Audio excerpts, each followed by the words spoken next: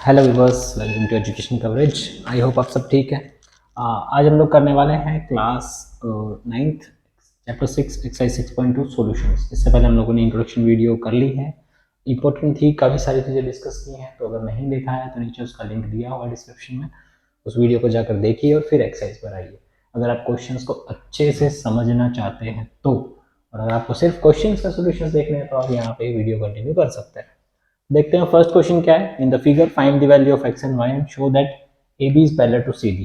ठीक है, प्रीवियस चीजें हम लोगों ने कर रखी है, इंट्रोडक्शन की चीजें जो कर ली है वो मैं यहाँ पर डायरेक्टली बताऊंगा, और कुछ नया होगा तो उसे मैं थोड़ा एक्सप्लेन कर दूंगा। ठीक है, देखो एक्स और वाई की वैल्यू निकालनी है और हम लोगों को ये भी शो करना है कि ए बी सी डी के पैरेलल है। सबसे पहले एक्स और वाई की बात करते हैं। देखो जो सबसे इजीली मिल रहा है, सबसे आसानी से जो हमें जिसकी हमें वैल्यू मिल रही है वो है वाई। कैसे? क्योंकि देखो y और 130 दोनों एक दूसरे के वर्टिकली अपोजिट है। अब ये मैंने इंट्रोडक्शन में नहीं बताया था, वो इसलिए नहीं बताया था क्योंकि ये अंडरस्टूड है, ये पहले ही हम लोग 6.1 में कर चुके हैं कि दो लाइनें इंटरसेक्ट करती हैं तो आमने सामने वाले एंगल बराबर होते हैं। यहाँ भी लाइन ने इंटरसेक्ट ही कर रखा है तो y और 130 क्या होंगे? इक्वल। ठीक है, लेकिन उससे पहले जो हमें इसमें कुछ चीज़ें लिखनी चाहिए वो लिखते हैं। वो क्या क्या है देखो कैसे।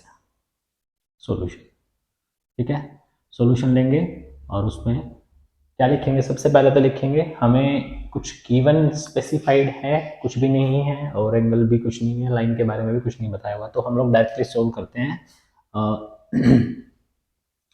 From the figure. ये आप लोग डायरेक्ट लिख सकते हो, y will be equal to 130। Reason लिखोगे, रीजन लिखना बहुत ज़रूरी है। ठीक है, इसे स्किप मत करना। y 130 होगा because vertically opposite angle, short में लिख सकते हो। ठीक है, या ना पूरा भी लिख सकते हो, वर्टिकली अपोजिट एंगल्स इक्वल होते हैं, इसलिए y तो 130 हो गया डायरेक्टली। ठीक है भाई, y 130 होने के बाद 50 और x, देखो 50 और x में एक रिलेशन बन रहा है that this is a straight line, Sidhi line जा रही है, दोनों एक ही साइड पे बने हुए हैं, है ना। मैंने बताया था ना, फिगर आपको सीधी नहीं मिलेगी, वहां पे आपको थोड़ा सोचना पड़ेगा। इसको थोड़ा रोटेट करके देखेंगे तो ये ऐसे बन रहा है, ऐसे। यहाँ 50 है और यहाँ x है। ठीक है, यहाँ 50 है और यहाँ x है, तो इसे ऐसे देखो। अब वो आपको खुद करना पड़ेगा वहां पे। ठीक है, इसको थोड़ा रोटेट करोगे, स्ट्रेट लाइन पे 50 प्लस एक्स है, तो यहाँ पे हम लोग लिखेंगे 50 प्लस एक्स इक्वल टू 180। और ये हमारे दिमाग में विचार क्यों आया? ये इसलिए आया because we have used linear pair, we have used linear pair. So x will be what? 180 minus 50, so x will be 130. This is the answer. ठीक है, x आ गया, y आ गया, क्लियर हुआ। ठीक है, x आ गया, y आ गया, इतना समझ आया। अब देखो, अब क्या बोल रहा है? पैरेलल भी शो करनी है। मैंने बताया था ना, कई क्वेश्चंस होंगे जिनमें हमें पैरेलल शो करनी होगी, तो उसके लिए हम लोगों ने तीन चीजें सीखी थी। पहला था कोरस्पॉन्डिंग एंगल को इक्वल कर दो तो लाइन पैरेलल हो जाएंगी। दूसरा था अल्टरनेट इंटीरियर को इक्वल कर दो तो लाइन पैरेलल हो जाती है। और तीसरा था को इंटीरियर का सम 180 कर दो तो भी लाइन पैरेलल हो जाती है। यहाँ कौन सा जल्दी काम आ रहा है? ध्यान से देखो, एक्स और वाई कौन से एंगल है? एक्स और वाई जो एंगल है वो देखो, अगर ये लाइन इस यहां से ली जाए और इसको ट्रांसवर्सल माना जाए तो एक इधर बन रहा है, किधर बन रहा है, अंदर बन रहे हैं और क्रॉस में बन रहे हैं, तो अल्टरनेट इंटीरियर। ठीक है, मैं क्या बोलूंगा? For lines, for lines A B and C D taking taking इस लाइन का कुछ नाम दिया हुआ है फिगर में हम लोगों को? फिगर में कुछ नाम नहीं दिया। ठीक है, इसका नाम हम लोग लिख सकते हैं L, taking L as a transversal, L as a transversal. ठीक है, हम लोगों ने एल को एक ट्रांसवर्सल माना है, तो ए बी और सी डी के लिए angle x and y are कौन से एंगल हो गए? Are alternate interior angles, alternate interior angles. हो गए ना? ये कैसे एंगल है? अल्टरनेट इंटीरियर एंगल्स है। एंड ऑल्सो ऑल्सो हमने ऊपर देखा है एक्स और वाई दोनों कितने आए हैं? 130 आए हैं। इसका मतलब दोनों सेम है। अगर दोनों सेम है तो लाइन क्या हो गई? पैरेलल हो गई। Hence hence A B parallel C D, इतना लिखोगे तो आपका एक भी नंबर कोई डिडक्ट नहीं कर सकता। ठीक है, चीज़ों को लॉजिकली समझना है, सिर्फ क्वेश्चन के सॉल्यूशन पे ध्यान मत दो, हुआ कैसे, क्या किया, क्यों किया, इन पे थोड़ा सोचा करो। इतना भी डेप्थ में नहीं सोचना है कि आप बिल्कुल उसी में घुसे रहो, और इतना भी ऊपर से नहीं समझना है कि सर सॉल्यूशन देखा और चलो आगे। ठीक है, तो हमने अल्टरनेट इंटीरियर एंगल लिए, दोनों इक्वल थे तो बोल दिया अगर अल्टरनेट इंटीरियर इक्वल होते हैं तो क्या होता है, लाइन पैरेलल होती है। ठीक है, तो ये था फर्स्ट क्वेश्चन। हम मूव करते हैं नेक्स्ट क्वेश्चन पर। Before that pause the video. देखो बच्चों, नेक्स्ट क्वेश्चन क्या है, in the figure A B parallel to C D and C D parallel to E F, y और जेड का रेशियो दिया हुआ है 3:7 और फाइंड करना है x. This is the figure. यहाँ हमारे पास ए बी सी डी और ई एफ तीन लाइन्स थी, एक ट्रांसवर्सल जा रही है बीच में से, तीनों को काट रही है। तो अब हमें बोला हुआ है कि y और z का रेशियो, इसका और इस एंगल का रेशियो दिया हुआ है 3:7, हमें x की वैल्यू निकालनी है। ठीक है, चलो देखते हैं क्या करना है। सबसे पहले हम लोग ये करते हैं कि y और z अगर हम लोगों को दिया है तो इनका इनका ना एंगल में रिलेशन देखते हैं कि किसी तरह से हम इनका सम निकाल पाए। तो देखो, अगर ये एंगल y है तो ये भी y होगा। क्यों? क्योंकि ये लाइन इसके पैरेलल है और ये दोनों कोरस्पॉन्डिंग होंगे। ठीक है, अब इसमें दो बातें हैं, इसमें दो बातें ये हैं, इसमें दो बातें ये हैं कि आप या तो यहाँ पे इसका नाम लिख सकते हो, ई एफ जी हो गया, जी नहीं है मेरे पास, जी ले लो यहाँ पे और यहाँ पे एच ले लो। ठीक है, अब मैं क्यों लिख रहा हूँ ये नाम, देखो मैं बताता हूँ। मैं यहाँ पे रीजन मेंशन करूंगा, रीजन मेंशन कर रहा हूँ यहाँ पे। क्यों मैं मेंशन कर रहा हूँ? क्योंकि हम लोगों ने या तो फिगर में हम लोग शो करने जाएंगे तो वहां पे रीजन नहीं लिख पाएंगे, है ना, इसलिए मैं एंगल का नाम लिख रहा हूँ। मैं बोल रहा हूँ कि एंगल ई जी और एच वाई होगा। रीजन क्यों होगा भाई वाई? वाई इसलिए होगा जी क्योंकि वो क्या है, कोरस्पॉन्डिंग एंगल है। ये लिख दो, C D is parallel to E F, C D is parallel to E F and they are they are corresponding angle, है ना, कोरस्पॉन्डिंग एंगल होगा, कोरस्पॉन्डिंग एंगल्स। तो y, ये वाले दोनों क्यों हुए y? क्योंकि ये लाइन इसके पैरेलल थी, क्वेश्चन में गिवन था, और ये बोला हुआ है कि ये y होगा क्योंकि ये होगी हमारे कोरस्पॉन्डिंग एंगल। अच्छा बच्चों, इस क्वेश्चन में हम लोग गिवन में एक छोटी सी चीज लिखेंगे, सॉरी वो रह गया यहाँ पे, यहाँ लिख लेना गिवन करके। ये गिवन क्या दिया है क्वेश्चन में? गिवन हम लोगों को दिया है that A B is parallel to C D और C D is parallel to E F. तो दो बातें ये दी है, और एक छोटी सी बात ये दी है, y और z का रेशियो 3:7। ठीक है, गिवन लिखना जरूरी है इसमें, ये वाला पार्ट गिवन में लिख लेना प्लीज यहाँ पे, उसके बाद में क्वेश्चन का सॉल्यूशन स्टार्ट करना। अब देखो ये y आ गया, उसके बाद मैं बोलूंगा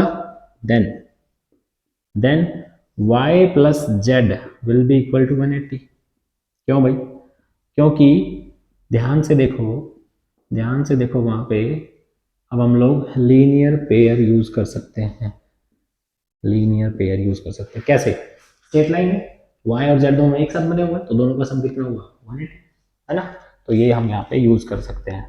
अब हम लोग y की वैल्यू लेंगे, y की वैल्यू लेंगे कहाँ से? देखो यहाँ से, y और z का रेशियो कितना था? y और z का रेशियो था 3:7।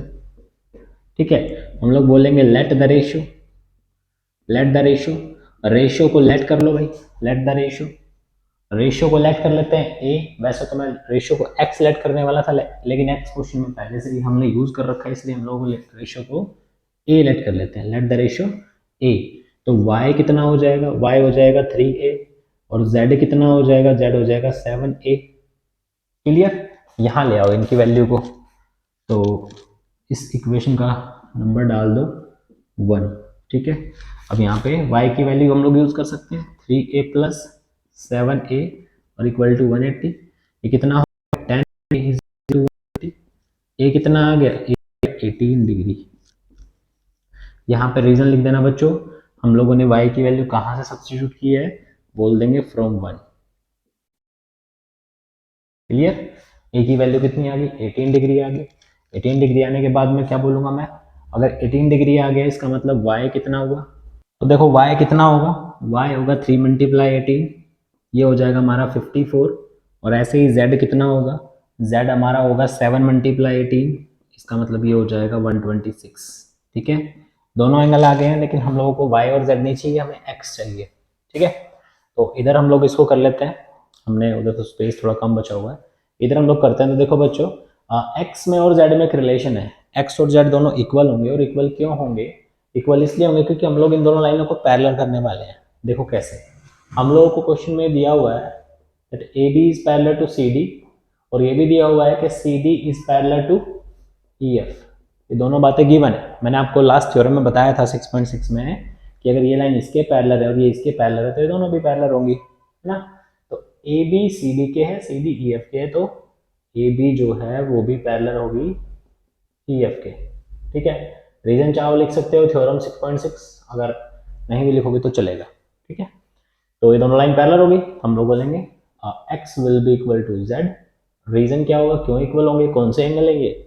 देखो दोनों लाइन के अंदर बने हुए हैं, मैंने बताया था ना, फिगर इतनी सिंपल नहीं मिलेगी। अब इस लाइन को आप भूल जाओ, आप समझो ये दो लाइनें हैं और ये ट्रांसवर्सल है, तो x और z की पोजीशन क्या है? दोनों अंदर बन रहे हैं और क्रॉस में बन रहे हैं, तो क्या होगा? Alternate interior angle, alternate interior angle. ठीक है, अल्टरनेट इंटीरियर एंगल हो गए, तो हम लोग क्या बोलेंगे? अब हम लोग बोलेंगे कि x और z, या x की वैल्यू भी कितनी होगी? 126। क्यों? क्योंकि हम लोगों ने यहाँ पे सेकंड इक्वेशन में निकाला तो है, यही तो हमारी इक्वेशन सेकंड है, सेकंड इक्वेशन में निकाला था ना कि z की वैल्यू कितनी है? 126, तो x की वैल्यू भी कितनी होगी? 126। तो फ्रॉम 2 आप लोग लिख सकते हो। This is the proper solution of question number 2। Pause the video to note it down, फिर नेक्स्ट क्वेश्चन करते हैं। तो चलो बच्चों मूव करते हैं क्वेश्चन नंबर 3 पे। हमारे पास है लाइन 2 AB और CD दोनों लाइन पैरेलल है, और परपेंडिकुलर दिया हुआ है एक EF is perpendicular on CD and GED is 126 degree, find the angle, find the value of this angles. हमें एंगल की वैल्यू फाइंड करनी है, फिगर आपके सामने है। ठीक है, देखो एक चीज और मैं कहना चाह रहा था कि जब मैं क्वेश्चंस करा देता हूँ, ठीक है, आप लोग कर रहे होते हो, तो एक बार उन्हें समझ लो, करो मत, सिर्फ समझ लो, और फिर बाद में ना खुद से ट्राई करो एक बार। जब तक सेल्फ ट्राई नहीं लोगे ना क्वेश्चन पे, तब तक चीज़ें सीख नहीं पाओगे, समझ रहे हो ना। तो एक बार उन्हें सीखो कि वो चीज़ें हो कैसे रही हैं, उसके बाद में फिर खुद ट्रायल लेना उन पर, तब ढंग से कर पाओगे। देखो फर्स्ट एंगल जो हमें फाइंड करना है वो है AGE, AGE। ठीक है, अगर मैं बात करूं तो पहले चलो कुछ लिख देते हैं यहाँ पे गिवन वगैरह। सॉल्यूशन देखो, सॉल्यूशन में हमारे पास गिवन में क्या है, गिवन में हमारे पास क्या है? गिवन में हमारे पास है कि AB हमें पैरेलल दी हुई है CD की, और EF जो है वो परपेंडिकुलर है CD के। इसका मतलब क्या बनता है? इसका मतलब ये बनता है, इसका मतलब ये बनेगा बच्चे कि एंगल FED, एंगल FED, और दूसरा FEC, FE और C दोनों कितने होंगे? 90। भाई लाइन के उधर 90 तो इधर भी तो 90 होगा ना, तो ये आप गिवन में लिख सकते हो। ठीक है, कि अगर ये परपेंडिकुलर है तो दोनों साइड के एंगल 90 होंगे। और क्या दिया हुआ? और दिया हुआ है एंगल GED, GED दिया 126। ठीक है, ये एंगल दिया हुआ है। अब देखो फटाफट क्या करना है। सबसे पहले AGE की अगर मैं बात करूं तो देखो ये एंगल लाइन के इधर बना हुआ है यहाँ पे AGE, और अगर मैं इस लाइन को ये मानूं कि ये जा रही थी यहाँ से और ये आ रही थी ऊपर से और फिर ये नीचे चली गई, है ना। मैंने बताया था ना, फिगर आपको एज इट इज नहीं मिलेगी, आपको थोड़ा सोचना पड़ेगा। ये लाइन ऐसे ऊपर चली गई और ये इधर चली गई, तो ये फिगर कुछ इस तरह से बनेगी, बनेगी या नहीं बनेगी? तो यहाँ जो एंगल बन रहा है यही तो हमारा एंगल है AG और E, AGE बन रहा है ना। अब ये एंगल किसके इक्वल होगा? इस वाले के, जो इधर बन रहा होगा। क्यों? अल्टरनेट इंटीरियर एंगल, और लाइन तो पैरेलल है ही, इक्वल भी होंगे। तो इधर देखो यहां से यहां तक 126 बन रहा है, इधर ये बन रहा है, तो ये एंगल मेरे बच्चों इसके बराबर होगा या नहीं होगा? अल्टरनेट इंटीरियर एंगल की प्रॉपर्टी से ध्यान से दोबारा देखो, बिल्कुल होगा। ये लाइन यहाँ से आ रही है, ये लाइन ऊपर से आ रही थी, ठीक है, यहाँ हमारे पास पॉइंट ए है, तो जो ये एंगल है वही एंगल एज इट इज इधर होगा, क्योंकि दोनों के दोनों अल्टरनेट इंटीरियर हैं। मैं एक बात को बार बार इसलिए बोलता हूँ कि कुछ बच्चों को थोड़ी सी डिफिकल्टी फील होती है ज्योमेट्री में, इसलिए मुझे रिपीट करना पड़ता है। तो देखो मैं लिखूंगा सीधा सीधा कि भाई ए बी जो है पैरेलल है सी डी के, तो angle then angle A G E equal होगा हमारा इसका जी ई डी के, जी ई डी के दोनों 126 के होंगे और रीजन में लिख दूंगा अल्टरनेट इंटीरियर एंगल्स। क्या मेरी बात क्लियर हुई? ठीक है, क्या सब समझ आ रहा है? ठीक है, नेक्स्ट जी ई एफ, जी ई एफ देखो ये रहा जी ई एफ, सॉरी ये वाला है जी ई एफ, मतलब हमें ये फाइंड करना है, ये वाला किसी कलर दूसरा कलर से डिनोट करता हूँ। यहाँ देखो ये वाला, ये जो ब्लू वाला है ना, ये फाइंड करना है। तो मुझे एक बात बताओ, ये पूरा 126 है, उसमें से इधर वाला 90 है जो लाइन के उधर उधर है, देखो ये वाला बॉक्स वाला है ना, ये वाला 90 है और ये वाला क्या है, ये वाला हम लोगों को फाइंड करना है। तो अगर मैं 126 में से 90 को निकाल दूं तो कौन बचता है? यही तो बचेगा जो हमें फाइंड करना है।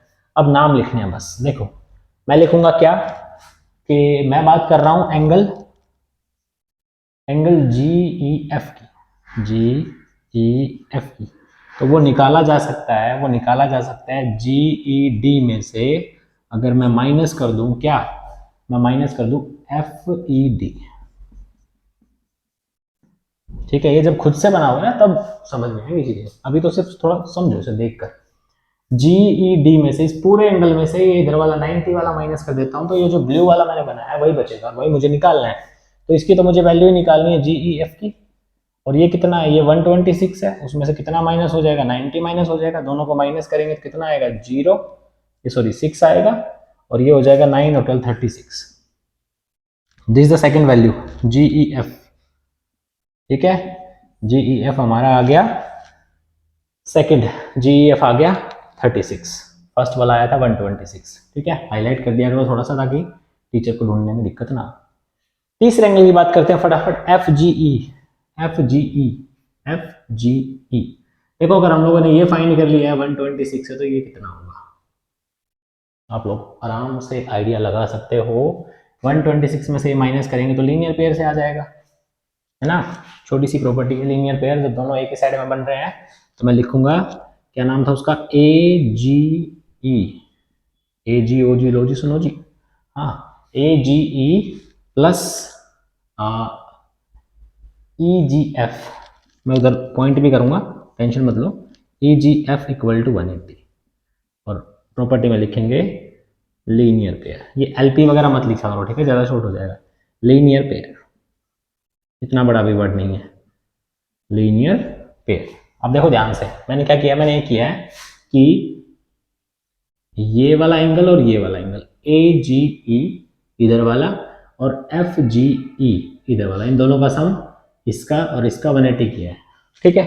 एक के बारे में हम लोगों को पता है, हम लोगों ने यहाँ निकाली थी वैल्यू, ये फर्स्ट डाल दो इसको, this was the first equation, इसकी वैल्यू यहाँ रख देंगे 126 प्लस ई जी एफ और ये 180, तो ई जी एफ कितना आ गया, माइनस हो जाएगा वहां जाके, 180 से 126 को माइनस करेंगे तो क्या आएगा, कैसे माइनस करते हो तुम लोग, 180 में से 126 छोड़ो, 120 माइनस करो, कितना आया 60, 60 में से 6 माइनस कर दो 54,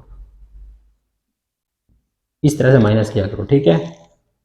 कुछ बच्चे अब भी ये करेंगे कि 180 लिया और फिर नीचे 54 था ना, 126 था, इसको माइनस करने जा रहा है, ये मत छोड़ दो ये चीज़ें, ठीक है। टिप्स धीरे धीरे आती रहेंगी और मैं धीरे धीरे देता रहूँगा कैलकुलेशन की।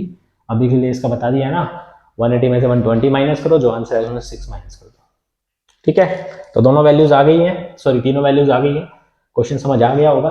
फिर भी कोई डाउट रहे तो कमेंट सेक्शन में बताना, फिर उसके बारे में बात करेंगे। Post the video, note it down. देखो बच्चों next question, question number 4।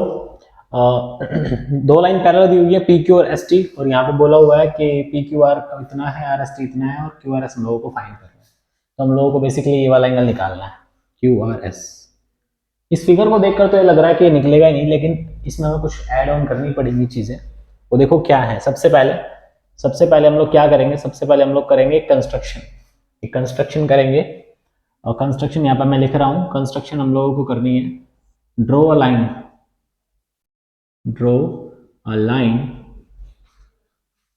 Parallel to, parallel to PQ, parallel to PQ and passes through, and passes through, passes through किससे? R, passes through R, R से पास होती है। ठीक है, देखो ध्यान से, मैं यहां से एक लाइन ड्रॉ कर रहा हूं जो क्या हो रही है, जो R से पास हो रही है और किसके पैरेलल है, वो PQ के पैरेलल है। ठीक है, ड्रॉ अ लाइन, इसका नाम ले लो PQRST है ना, तो AB ले लो। AB मैंने एक लाइन ड्रॉ करी है, ड्रॉ अ लाइन AB। ठीक है, AB मैंने एक लाइन ड्रॉ करी, यहाँ ले लिया मैंने A और यहाँ ले लिया मैंने B, जो इसके पैरेलल थी और यहाँ से जा रही है। ठीक है, उसके बाद में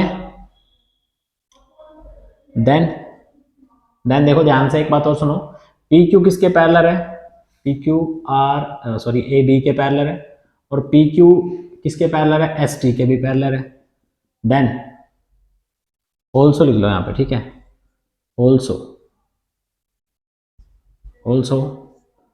PQ is parallel to AB, PQ is parallel to ST, then what, then AB will parallel ST, AB will parallel ST। ठीक है, ये भी होगा, वही थ्योरम 6.6 हमने पहले बात की। तो ये लाइन इसके पैरेलल होगी, और उसके बाद में produce the sides PQ and ST also। ठीक है, देखो आगे क्या करना है।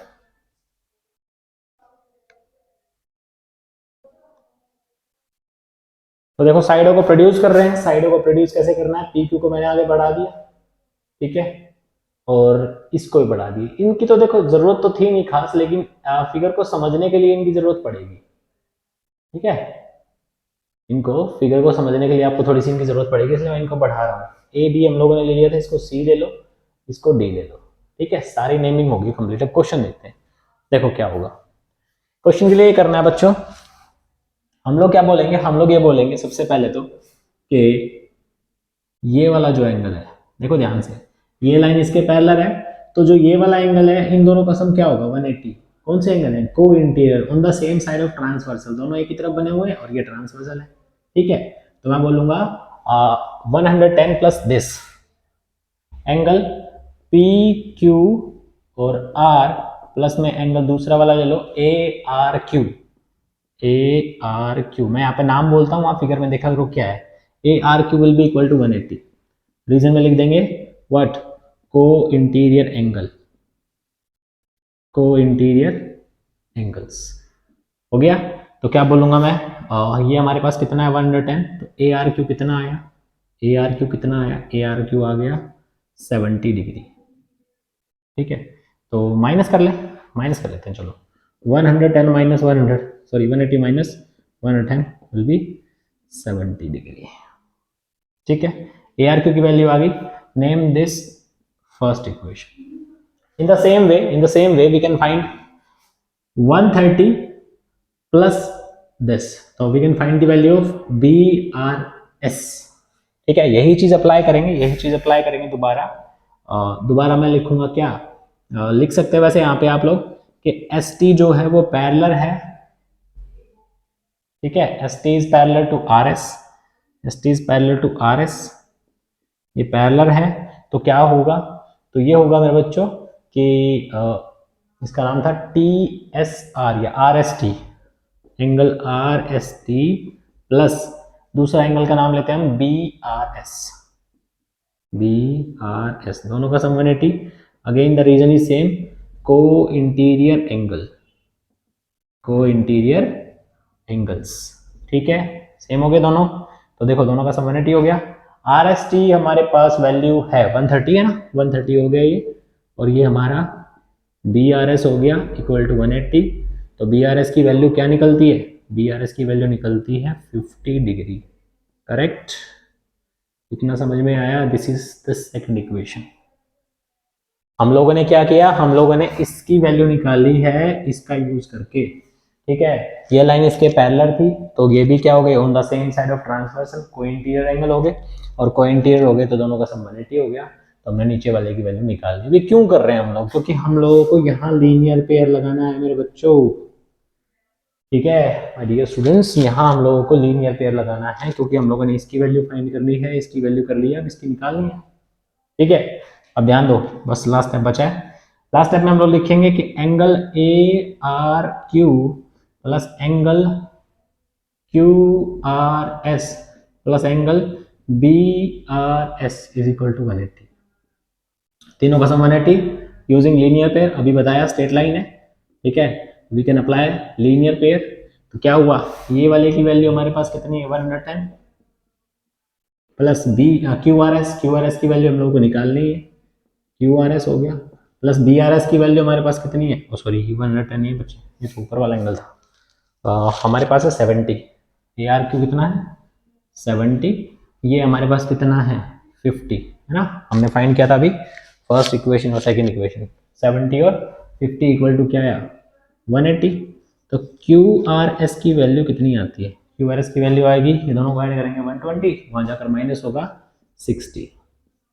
तो U R Q R S is 60। यहाँ रीजन लिखोगे, वैल्यू कहाँ से लाए हैं, फ्रॉम 1 and 2, फ्रॉम 1 and 2, ठीक है। 1 और 2 से हमने वैल्यूज लिखे हैं। तो ये था question number 4। Pause the video to note it.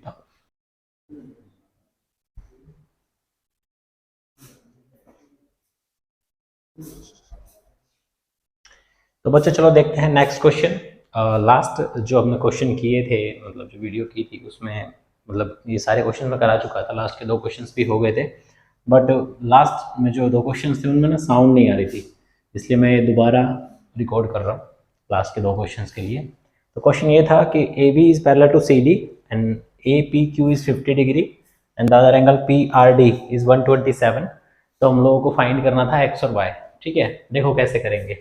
सबसे पहले जो गिवन है हमारे पास वो लिख देते हैं, सॉल्यूशन स्टार्ट करेंगे, ठीक है। जो गिवन है वो लिखेंगे पहले। गिवन में हमारे पास क्या है, गिवन में एक तो दिया हुआ है A B is parallel to C D, A B C D के पैरेलल है, गिवन है। उसके बाद एंगल्स की वैल्यू लिख दो, A P Q is 50 degree, the other is P R D is 127, clear, ये गिवन था। अब देखो हमारे पास ना एक इसको x को निकालने का तो एक डायरेक्ट तरीका है, क्या कि मैं बोलूँगा A B is parallel to C D और मैंने पी क्यू को ट्रांसवर्सल ले लिया। अगर ये लाइन ट्रांसवर्सल होगी तो जो ये 50 है ये x के इक्वल होगा, है ना। ट्रांसवर्सल के अंदर मतलब दोनों पैरेलल लाइन के बीच में बन रहे हैं तो इंटीरियर हो गए, और क्रॉस में बन रहे हैं तो अल्टरनेट हो गए, अल्टरनेट एक्सटीरियर एंगल हो जाएगा। अब अल्टरनेट एक्सटीरियर के लिए क्या लिखेंगे, लिखेंगे taking A B parallel C D and transversal किसको लिया है, पी क्यू एज ट्रांसवर्सल, ये बताना जरूरी होता है, ठीक है। ट्रांसवर्सल हो गया, पी क्यू को हमने ट्रांसवर्सल ले लिया, तो फिर हम लोग लिखेंगे 50 degree will be equal to x, reason में लिख देंगे अल्टरनेट इंटीरियर एंगल, है ना, alternate interior angle, alternate interior angles, clear. X आ गया हमारा। अब वाई बचता है, ठीक है। वाई के भी कई सारे तरीके हो सकते हैं, आप लीनियर पेयर से इसको निकाल सकते हैं, फिर इन तीनों में एंगल सम प्रॉपर्टी लगा सकते हो, या फिर आप इसी लाइन को दोबारा ले लो पैरेलल। देखो अगर यहाँ पे लाइन नहीं होती तो ये एंगल कैसा होता है, यहाँ तक तो 50 था और यहाँ पे y था, तो मैं इस पूरे एंगल को क्या बोल सकता हूँ 50 प्लस y, इस पूरे को। और अगर मैं इसको ट्रांसवर्सल लूँ, ये अगर मेरा ट्रांसवर्सल है तो क्या हो जाएगा 50 प्लस वाई 127 के इक्वल, है ना। ये लाइन इसके पैरेलल हो गई, ये ट्रांसवर्सल हो गई, तो फिर से वही होगा ना, अल्टरनेट इंटीरियर एंगल, क्रॉस में जा रहे हैं, अल्टरनेट इंटीरियर एंगल। तो इसमें भी हम लोग ये बोल देंगे again A B parallel C D and P D as transversal, P D को ट्रांसवर्सल ले लिया, तो क्या होगा, तो ये होगा that 50 plus Y equal to 127 then y equal to 127 minus 50 will be 77। ये हमारा y हो गया और ये x। ठीक है, छोटा सा क्वेश्चन था और नॉर्मल सी चीज़ें यूज़ करिए। इसे वापस वैसे ही कर देना, ये मैंने समझने के लिए बताया था, तो इसे बाद में दोबारा वैसे ही कनेक्ट कर देना जैसे ये पहले था। ठीक है, तो क्लियर हो गया। ठीक है, pause the video, note it down, उसके बाद नेक्स्ट क्वेश्चन करते हैं। देखो स्टूडेंट, नेक्स्ट क्वेश्चन क्या है। यहाँ पे हमारे पास मिरर है दो, P Q and R S are two mirrors place to each parallel to each other. यहाँ एक मिरर था पी क्यू, एक था आर एस, दोनों को पैरेलली प्लेस किया हुआ है। तो एक इंसिडेंट रे होती है जो पहले क्या करती है, पहले स्ट्राइक करती है पी क्यू मिरर को बी पॉइंट पे, और फिर रिफ्लेक्ट होती है दूसरी तरफ आर एस की तरफ, और आर एस को जाकर सी पर स्ट्राइक करती है और फिर वापस रिफ्लेक्ट हो जाती है अलोंग सी डी के साथ में, मतलब दोबारा इधर जाना शुरू कर देती है। तो हम लोगों को प्रूव करना है कि ए बी और सी डी पैरेलल है। ठीक है, हम लोगों को प्रूव करना है ए बी और सी डी पैरेलल है। देखो क्या करेंगे, सबसे पहले तो हम लोग क्या करने वाले हैं, यहाँ पे एक परपेंडिकुलर कंसिडर करने वाले हैं, इसे नॉर्मल भी बोलते हैं। ठीक है, normal to the plane, normal to the mirror. यहाँ पे एक लाइन है हमारे पास, इसको डायरेक्ट ड्रॉ कर लो या वैसे ही कर लो। ठीक है, इसका नाम रख लो कुछ, ए बी सी डी हमारे पास है, ई रख लो नाम। ठीक है, लेट से ये हमारा ई हो गया, ई, और ये हमारा एफ हो गया। ठीक है, ये एफ। तो यहाँ पे सी एफ जो है वो परपेंडिकुलर हो गया आर एस पे, और दूसरा ये हो गया। तो यहाँ पे कंस्ट्रक्शन में लिख लेते हैं, सॉल्यूशन में देखो कंस्ट्रक्शन में हम लोग लिख लेते हैं कि हमारे पास ई बी परपेंडिकुलर होगा, कंस्ट्रक्शन ले लो, ई बी परपेंडिकुलर किस पे लिया हमने, ई बी परपेंडिकुलर लिया है पी बी पे। ठीक है, या लिख लो नॉर्मल लिख लो, consider E B and F C, E B and F C normal to the mirror, normals to the mirror. ये मिरर्स के साथ नॉर्मल है। ठीक है, नॉर्मल मतलब 90 डिग्री एंगल वहां पे बना रहे हैं। सॉरी, देखो अब यहाँ पे जब ये 90 डिग्री बनाएगा तो दो एंगल फॉर्म हो रहे होंगे, एक यहाँ पे, एक यहाँ पे, और दो यहाँ पे हो रहे होंगे, यहाँ पे और यहाँ पे। ठीक है ना, एक यहाँ, एक यहाँ, एक यहाँ, एक यहाँ। नाम रख लेते हैं इनका, लेट्स से इसको 1, इसको 2, इसको 3, इसको 4 बोल देते हैं। क्लियर, 1 2 3 4 हमने नेमिंग रख ली। नेमिंग के बाद क्या करना है, देखो ये लाइन यहाँ पे 90 बना रही है और ये लाइन यहाँ पे 90 बना रही है ना। 1 और एंगल 2 इक्वल होंगे, 3 और 4 इक्वल होंगे। क्यों, इसका रीजन देखो क्या है, पहले मैं लिख देता हूँ यहाँ पे एंगल 1 और एंगल 2 इक्वल है, एंगल 3 और एंगल 4 इक्वल है। इसका रीजन होगा law of reflection, law of reflection. ये साइंस में बच्चे टॉपिक, उसमें क्या होता है, उसमें ये होता है कि जब कोई लाइन किसी मिरर पे, ठीक है, स्ट्राइक करती है, तो जो नॉर्मल होता है ना, जो लाइन ने एंगल नॉर्मल के साथ आते टाइम बनाया था, वही टाइम वो जब रिफ्लेक्ट होकर जाती है, वही एंगल वो जाते टाइम बनाती है। तो मतलब ये हमारा जो 1 है वो 2 के इक्वल है। ठीक है, जो एंगल उसने स्ट्राइक करते टाइम बनाया था जब वो आ रही थी, वही एंगल वो वहां से बनाकर जाएगी। तो 1 और 2 दोनों बराबर है, उधर 3 और 4 बराबर हो गए। ये पहला पॉइंट हो गया। दूसरा पॉइंट क्या लिखेंगे, दूसरा पॉइंट ये लिखेंगे, देखो कि ये जो लाइंस है यहाँ पे ई बी और एफ सी, ये क्या है, परपेंडिकुलर्स है इनके ऊपर दोनों, पी क्यू पे और आर एस पे। ठीक है, अगर ये परपेंडिकुलर है तो ये दोनों लाइन पैरेलल होंगी। क्यों होंगी मैं बताता हूँ। देखो मान लो यहाँ से दो लाइन पैरेलल ली मैंने, एक परपेंडिकुलर यहाँ पे, एक परपेंडिकुलर यहाँ पे। ठीक है, ये लाइन दोनों की दोनों परपेंडिकुलर है और ये दोनों पैरेलल है। तो जब दो लाइन पैरेलल होती हैं और दो लाइन 90 डिग्री है, मतलब उन पे परपेंडिकुलर है, तो ये दोनों लाइन भी पैरेलल ही होगी। इनके बीच में परपेंडिकुलर डिस्टेंस क्या होगा, सेम होगा। ठीक है, इनके बीच में परपेंडिकुलर डिस्टेंस सेम होगा। तो मैं क्या बोलूंगा, मैं बोलूंगा also EB and FC are parallel. EB and FC are parallel. EB and F C will be parallel. ये पैरेलल होंगी, पैरेलल हो गई दोनों की दोनों। ये पैरेलल क्यों होंगी बताया ना मैंने, परपेंडिकुलर डिस्टेंस था एक तरह से, तो जितना यहाँ एंगल बन रहा होगा उतना ही यहाँ बन रहा है, ठीक है। दोनों लाइन पैरेलल हो गई है ये। तो यहाँ हमने लिख दिया ए बी और F C will be parallel.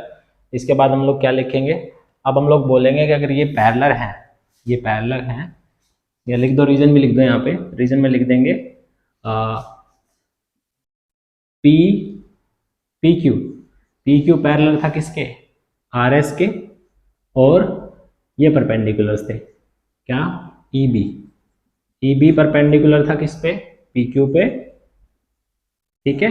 और दूसरा ये एफ सी परपेंडिकुलर था किस पे, आर एस पे। इतना लिख दोगे सफिशिएंट है कि भाई ये पैरेलल थी और ये परपेंडिकुलर थे, इसलिए ये भी क्या हो गई, पैरेलल हो गई। तो मैं बोलूँगा एंगल 2 और angle 3 will be equal.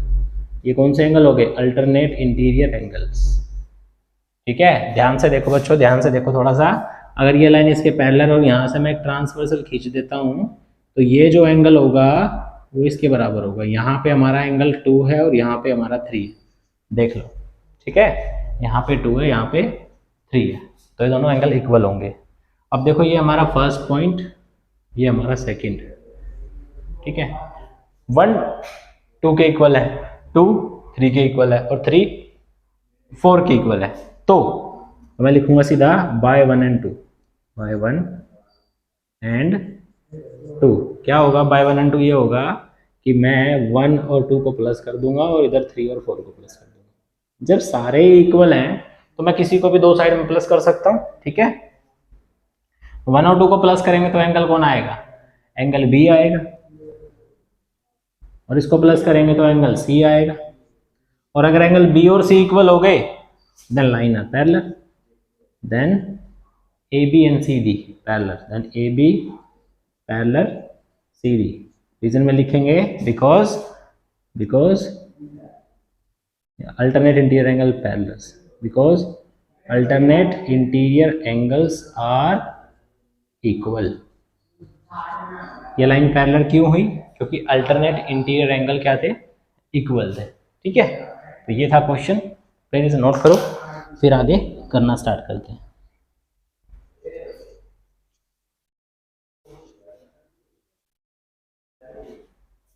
So actually this is the last question for the exercise, ठीक है। आगे हमारे पास क्वेश्चंस नहीं है, तो आई होप चीज़ें समझ आई होंगी। एक्सरसाइज कंप्लीट हो गई है, अब इसकी जो फाइनल वीडियो जल्दी एक्सरसाइज अपलोड हो जाएगी। तो अगर कोई क्वेश्चन समझ नहीं आता है, ठीक है, किसी स्टेप में किसी में कोई कन्फ्यूजन रहता है, तो उसका स्लाइड या टाइमिंग नोट करके नीचे कमेंट सेक्शन में करना, उसका टाइम हम लोग फिर उस पर डिस्कशन कर सकते हैं कि ये वाला पॉइंट हमने ऐसे किया था।